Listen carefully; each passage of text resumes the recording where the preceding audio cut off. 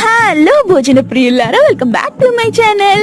ఇవాల్టి మన సబ్స్క్రైబర్ అడిగిన రెసిపీ వచ్చి నా స్టైల్లో చేసే టేస్టీ ఆలు ఫ్రై అండి. అలాగే మా డాడీ వాడే కొన్ని చిన్న ట్రిక్స్ ని కూడా యూస్ చేసి ఈ రెసిపీ అనేది నేను క్రియేట్ చేశాను ఇవాళ. సో మీరైతే ఈ రెసిపీని ఒకసారి ఖచ్చితంగా ట్రై చేయండి. ట్రై చేసి ఎలా వచ్చింది అన్నది నాకు కామెంట్ చేయండి.